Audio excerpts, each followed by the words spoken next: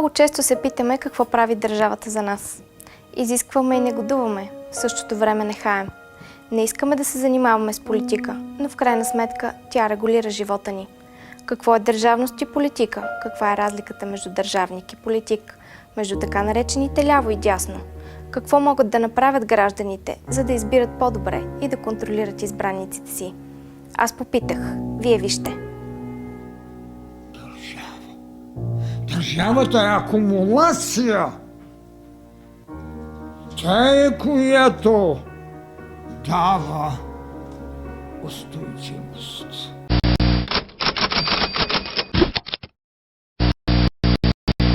Тя е идея, която има едно право присъствие. Тя е присъствието на божеството в човека. Тя е присъствие. Държавата, говоря за принципа, не говоря за пашлъка, не, говоря за принципа държава. Тя е присъствие. Тя е събудена отговорност. Затова пък Хегел се беше позволил да каже: държавата е въплътения Божи дух.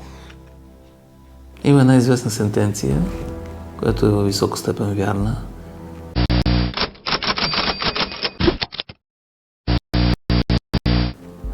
Държавникът мисли за следващите поколения, които ще обитават тази държава.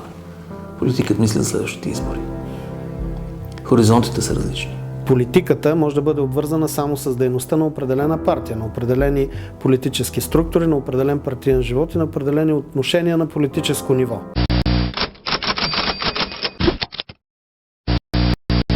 Когато обаче даден политик стане държавник или дадена партия вземе властта и започне да провежда държавна политика, тогава е абсолютно задължително те да станат държавници. Както политическата партия да започне да се отнася държавно отговорно към своите задължения и поети ангажименти, така и политиците да започнат да мислят като държавници. Ако не е така, то виждаме какво става в момента.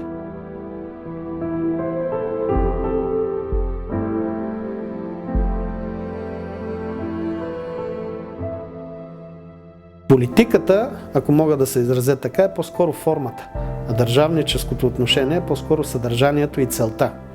Политиката е средството за постигане на определени цели.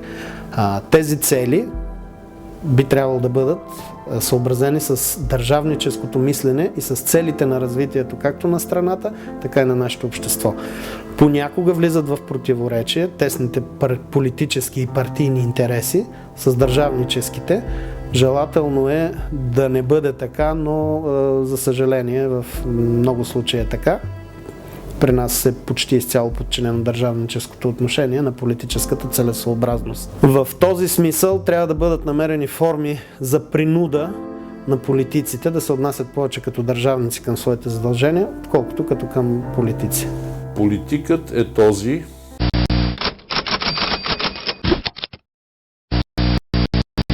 който има харизмата или поне потенциала да привлича подкрепа от страна на гражданите за определена политическа програма, за определена политическа кауза и е способен да представлява тази кауза в институциите на властта. Държавникът е този, който може да поема достатъчно рискове, който може да взема трудни и непопулярни решения в името на националния интерес. Идеята за жертвата, която лежи в религиите, е осветена в правилната формула и в гражданския дълг. Ние сега говорим и за гражданин, но винаги говорим и за дълга на човекът, който съставлява плътта на нациите или плътта на държавата. За мен държавникът е този човек, който е в състояние да осъзнае и да поеме този риск.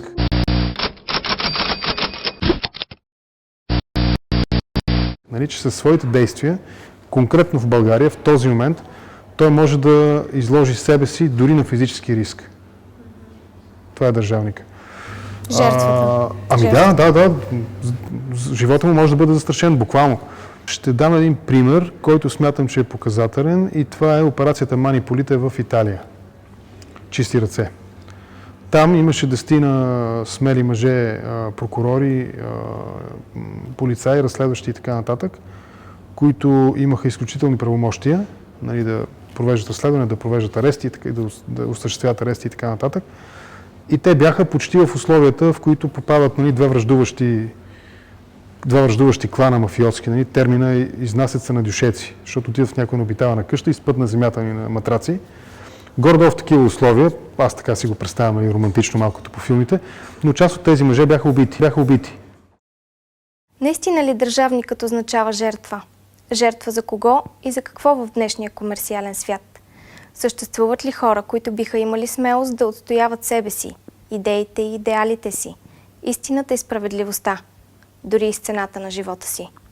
А имаме ли право да го искаме? Готови ли сме да ги подкрепим? Може би няма нужда от герои, а от общност. Какво трябва в живота на човека? Какво е идеята за дипломацията? Тя е, която решава големите проблеми. Затова, когато става въпрос дали да употребите сила, верно е, че вместо сила вие трябва да употребите такт и прозрение. Когато искате да употребите меч, вместо него сложете Словото. И не случайно християнството нарича Словото меч. Меч. Меч, който побеждава, защото народа ви казва: блага дума, железни врати отварят. Добре, но ни ли писна от негативизъм? За мен негативизъм би било да кажа, тези цвета са увяхнали. Или тези цвета са грозни, но те не са, те са свежи цветя, нали, вижда се, че са откъснати скоро. Докато обратното, ако кажем онова цвете в това саксия, там е сухо цвете, това няма да е негативизъм, това ще е факт, той изсъхнал, защото е откъснато преди много време. В този смисъл, една стъпваща върху реални факти критика за, поне в моите разбирания, критика за дадена политическа партия, политическа личност, нали, политик, свързана, стъпваща върху реални, доказани, потвърдени от самия него негативи, дефицити, каквито да са те, нали, законови, личностни, политически и така нататък. Това не е негативизъм, това е факт. Значи, ние стигнахме до едно състояние на нетърпимост в обществото, при което доверието в парламента и в кабинета беше, мисля, че някъде около 10%. Сринато почти изцяло беше, нямаше такова на практика. И то е именно заради това. Именно заради това противоречие говорих в началото между външния облик, нали, устройствения Данчо Ментата, примерно с костюм за няколко хиляди, не знам, евро, долара или лева, нали, тези хипстърските очилца, нали, крилите, нали, на който прякора му е Данчо Ментата. И Данчо Ментата, нали, прави закон за банковата сфера. Нали, в смисъл, за мен това е в личен план, е неприемлив политически феномен, обществен, социален феномен. Нали. И в този смисъл да посочиш кривините не е негативизъм. Да посочиш кривините често е въпрос на обективно възприятие на нещата, а да кажеш истината, според мен е в много голяма степен дълг, включително и на политическата класа. Обаче се налага да се работи с тях, защото това е парламент. Избирателят това е казал. Вие сте там тия хора и с тях трябва да се работи. Какво правим тогава? Смятам, че не е невъзможен сценарий, при който една малка политическа формация с ясно заявени принципи оцелява в парламента и запазва своята подкрепа електорална, именно заради това, че тя остава като опозиция и алармира обществото при всяко нарушение на тези принципи, с които те са спечели своето доверие и са отишли в парламента. Сега има различни варианти. Класическия вариант на класическото либерално-демократично политическо устройство е варианта, при който след 4 години избирателя се връща при урните, премира, дава премия или одобрение на успешните и отстранява неуспешните. Но това е прекалено малко за съвременния свят с неговата динамика, с неговата сложност, с неговата многоизмерност. да чакаме 4 години и при съвременните средства за манипулация да очакваме, че ще имаме такава чиста санкция на приемане и отхвърляне на доброто и лошото, е малко наивно, поради което в протежение на всички тези 300 години модерно и сега вече постмодерно общество е нараствало значението, влиянието на ежедневните граждански форми на самоорганизация за контрол върху властта. Те са много различни, тези форми. На първо място, една подобна форма е санкцията на общественото мнение. Общественото мнение, което се структурира от медиите и заради това свободата на медиите е от ключово значение, защото свободата на медиите създава възможност за ориентации, адекватни ориентации на общественото мнение и съответно санкция на общественото мнение спрямо властта, която да има адекватен характер.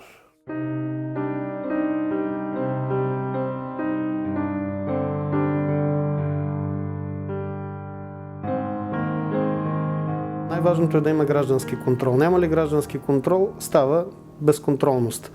Именно по тази причина за мен е абсолютно безотговорна позицията. Аз не се интересувам от политика, всички политици са еднакви и няма да им гласувам. Това според мен е абсолютно безотговорно и абсолютно политически неграмотно, тъй като отказът от политическа активност води до свобода на политическата върхушка да върши безотговорни действия, тъй като няма контрол. Основното задължение на всеки един гражданин е гражданския контрол. До каква степен и как би могъл той да го осъществява, начините по които би могъл да въздейства, са въпрос на лична преценка и на лични възможности. На първо място, в предизборния период поне, има обилие от информация. Всяка партия излиза със своята оферта. С програма, някои от тях дори пишат платформите. Ние, десните, например, направихме платформа, която третира следващите минимум 50 години напред за изграждането на България като държава с демокрация и пазарна икономика. Други партии не правят такива платформи, което поначало е повод да им се няма вяра. Защото тези, които не могат да очертаят бъдещето, към което насочват държавата, те очевидно ще я тласкат насам и натам доста хаотично. Те нямат визия за тази държава. Протестът е крайна степен на опит от гражданите, обществото да контролира политическата класа. Като разбира се, ако тя откаже да се подаде на контрол, тогава се стига до по-радикални, по-твърди форми на протест. Виждаме какво се случи в Украйна съвсем наскоро. А иначе съществуват много други начини. Основен инструмент и много силен, може би не основен единствен, но така един от основните инструменти е достъпа до информация. Отворени данни, електронно управление, непрекъснато гражданите могат да сезират институциите с искане за информация, чувствителна информация за тяхната дейност. Аз си спомням, не беше Тони Блеър, следващия премиер на Великобритания. Камерън, като дойде на власт, направи един сайт, официален правителствен сайт, при който всички разходи правителствени, може и да сбъркам с точното число, но всички правителствени разходи над 25 000 паунда, което е много малка сума за Великобритания и за техните стандарти, бяха публично оповестявани и все още това е така, като гражданите имаха възможност да оценяват, най-просто казвам, да оценяват този разход или да сигнализират за нередност. Така че тази форма на граждански контрол през достъп и искане на информация и публичност, прозрачност и отчетност на институциите е един изключително силен инструмент и ние с колегата работим също в тази посока. В повечето успешни демократични системи, примерно на Западна Европа и на Северна Америка, ако един корупционен случай бъде публикуван от една медия, това, което се случва, се изразява с английски израз to hit the headlines. Този корупционен случай постепенно измества другите новини и се качва в заглавията, придобива значимост. И оттам той се явява достатъчно основание за самосезиране на институциите на властта, на прокуратура, на изпълнителна власт, на всички контролни институции на трите власти, с цел случая да бъде проверен и съответно, ако има злоупотреба с власт, с институционална позиция, тя да бъде санкционирана, тази злоупотреба. В България, за съжаление, това не се получава, което говори за слабост на общественото мнение. Друг механизъм за осъществяване на граждански контрол е самоорганизацията на гражданите в най-различни граждански организации, които си поставят определени цели и които развиват специфични публични технологии за оказване на натиск, на влияние. Застъпничеството е една подобна технология. Ние познаваме застъпническите практики преди всичко през понятието за лобизъм, което е натоварено с доста негативни значения, главно като практика на задкулисни интереси, които прокарват своите цели през публичните институции, чрез политически брокери, чрез корупция и така нататък. Всъщност, застъпничеството и лобирането са техники, които могат да бъдат използвани за чисти, за позитивни цели. Ние се освобождаваме след толкова стотици години и правим конституция, не след това, както казваме, че е най-демократичната. Да, това е така, но там има един член в Търновската конституция, 38, който гласи това, което са правили първите вън с столетия и с хилядилетия преди Христа държавници и културни институти. В този член 38 има следния надпис: всеки роб, влезъл в български земи, става свободен. Българите вярваме в себе си, че сме добри, интелигентни, способни, инициативни, разбиращи и осмислящи, умещи да мислим. Какво ни липсва тогава? Защо се оказва, че ни манипулират толкова лесно? Може би информацията не достига до нас. Или може би не ни достига време и желание да я търсим. Дали четете предизборни платформи? Не. Не. Не чета. Не ги следа много. Не много често. Ами, обикновено не. По симпатии? Общо взето да. По симпатия, по това какво са направили хората през годините, което за България е нещо странно. Нищо не правят, няма как да гласуваме. Този път зачетах. По принцип не ми беше, до сега не съм чела, ама този път четах, да, и се разочаровах от това, което прочетах, да. Как бе, аз всичко имам в себе си. Нищо не чета, не се влияе от нищо, никой не може да ми повлияе. Важното е, че за България все още има комунизъм. Там е трагедията. А дали четете предизборни платформи? Платформи като блогове или платформа, където хората си споделят мненията. Не, по-скоро като предизборна програма на политическа партия. Задължително. Това е базата, върху която избираме в крайна сметка нашите любими парламентаристи. Чудесно, първия сте, който отговори така. Ами те как избират? По красота? По симпатии, да. По симпатия. Ами това е много грешно. Не по симпатия. Да. Не съм толкова симпатична и не ги оценявам по симпатия. Добре, а дали? Изявите личат сега. Кой как, какво може и после го доказват. Да, чета. Да, чета ги.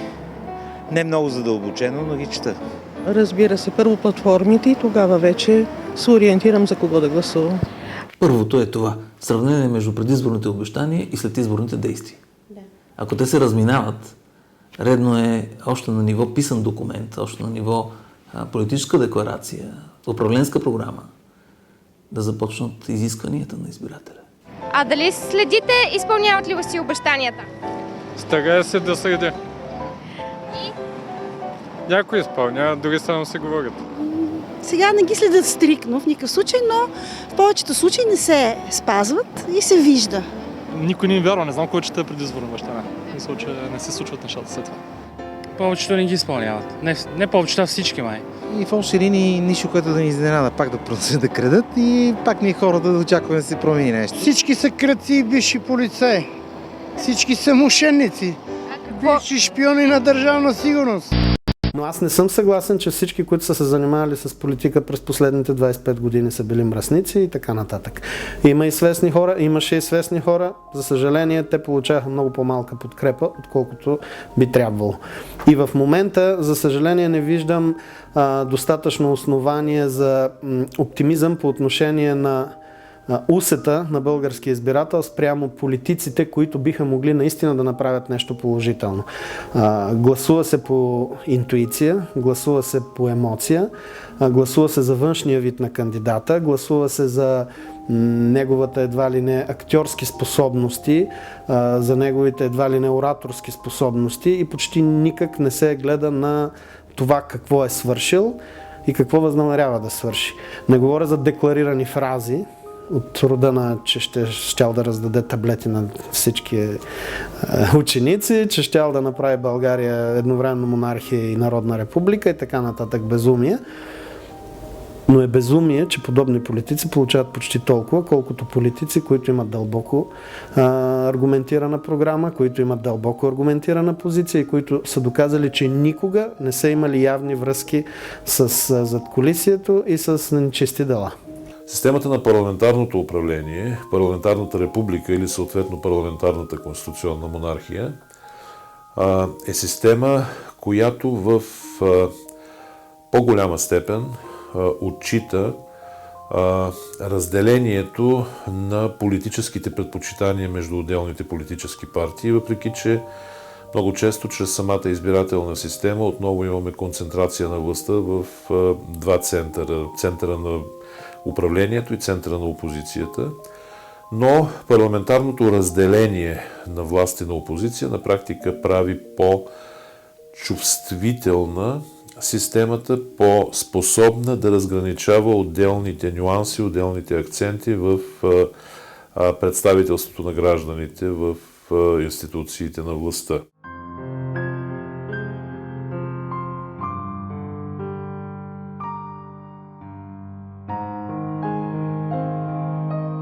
Което е най-важно, че в чисто социологически смисъл лявото и дясното изразяват два типа обществена позиция. Лявото това е съвкупността от обществени ориентации, ценности, принципи и стремежи, насочени към обществена промяна. Лявото е носител на промяната в обществото, на отрицанието на статуквото и на създаването на нови реалности поради неодобряването на това, което имаме като статукво в момента. Дясното, от друга страна, е ориентация, която е насочена към умерена, разумна, предпазлива промяна при уважаване на ценностите, на традициите, на статуквото, което е резултат от един дълъг процес на създаване и на развитие на една общност, в случая национална общност, поради което промяната е възможна, но тя трябва да бъде предпазлива и не бива едно нещо да бъде разрушавано преди да бъде създадено ново на неговото място, което е с доказано по-добри качества. За много от крайно левите избиратели по-дясно се разбира едва ли не фашистско и едва ли не крайно капиталистическо. Демек защитаваме правата на богатите спрямо бедните и точка по въпроса. Това е политически примитивизъм в мисленето.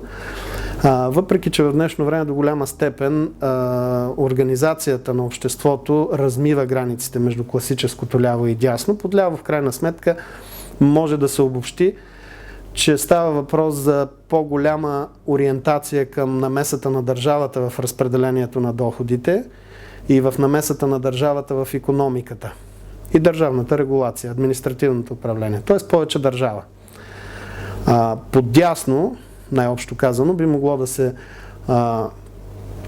определи обобщено, че става въпрос за по-голяма ориентация към независимост на отделния индивид, към по-голяма пазарна самостоятелност, към по-малко държава и в крайна сметка по по-големи възможности на индивида да се развива и да се самоусъвършенства. Лявото и дясното непрекъснато се преконфигурират. Едно нещо, което е било ляво преди 150 години, днес е много дясно. Например, идеологията на свободния пазар която е била прогресистката лява идеология в средата на 19 век, днес е част от консервативната коалиция на всяка една политическа система. Така че лявото и дясното са доста примесени и не можем да търсим чисто лява или чисто дясна идентичност. По-скоро ние навлизаме в епоха на многоизмерност на политическата система, при която лявото и дясното ще се комбинират и рекомбинират и ще си сменят местата. Лявото и дясното са двата полюса, които създават перпетуум мобилето на политиката. А центъра създава обездвижването. Ако нямате ярко изразена идея, особено дясна идея, която наистина залага на свободата, отговорността и на риска да поемеш тази отговорност, да вземаш решение и да носиш отговорност за тях. Ако това го няма, няма движение напред. И ние го виждаме сега в политиката на България. Близо 12-13 години в България не се случи нито една реформа. Системите започнаха да циклят на едно място. Започнаха да допускат кризи. И в резултат на това виждаме днес забавено икономическо развитие, почти навлизаме в рецесия, определено сме в дефлация. Тази година имаме за първи път падане на брутния вътрешен продукт, прекомерно увеличение на държавния дълг, увеличение на държавните разходи. Това са все симптоми на центристко обезсилената дясна идея. Още по-безпредметно става сравнението, когато се види как така наречените леви партии в бившия социалистически лагер в днешно време са инкубатор на олигархията, на незаконно забогателите милионери, милиардери и всъщност там са структурите на големия капитал. Това до голяма степен изродява значението на съвременното ляво в България особено и го прави обезсмислено като съдържимо. Какво му е лявото на един милиардер, бивш комунист, генерал в Държавна сигурност, член на Висшия партиен съвет на най-лявата партия, ще защитава правата на бедните и социално неправданите. И то натрупал богатството си за няколко години да достигне нивото на милиардер. Да живеем по-добре, това искаме. Да си изпълняват обещанията. Да има достоинство, а не което кажат да го забравят веднага след изборите. Основно са по-отговорни. Прозрачност, откровенност и действие. Единственият дефицит в България е почтенност. Почтенност. Омръзнало ме от професионалисти. Единственият дефицит е почтенност, честност. Те са безбожни с общо взето. Искаме да се сдобрят и да има между тях сговорчивост, защото така както са се разцепили на всички посоки, от всичко това нещо страдаме всички, ние сме потърпевшите. Между тях няма никаква сговорчивост. Един друг се мразни. Защо се мразят? И аз не мога да ги разбера. Да оправят държавата по възможност.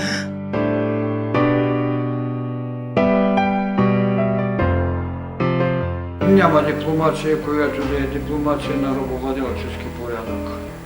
Тя е проблем на вътрешно дарение. Няма феодална дипломация, няма буржуазна дипломация, няма аристократическа дипломация, няма пролетарска. Тя е дипломация. И точно тези, които искаха да направят пролетарска дипломация, се оказаха по-аристократични в търсението си, по-големи грабители. И аз съм се очудвал, когато е зализал на преден план лозунга пролетари, от всички страни обединявайте се. Аз бих искал да се каже гении, от всички страни обединявайте се. Не защото ще защита мисълта на Платон в идеята му за държава, че само философи могат да управляват. Не. Защото и той като философ не се оказа за държава доста предвидлив. А защото ще трябва да направим нещо много естествено. Да съзнаем недостатъчността си в идеята за човек, за да го надмогнем в идеята за божество. И не от рода на онези божества, които пазиха за себе си безсмъртието, а не даваха на човекът безсмъртие, а на онези, които умират във възкресение, за да дадат на човека безсмъртие и следгробна властност. Това е дипломацията. И тя е и лична, и семейна, и социална, и държавна, и светска, и духовна, и мирна.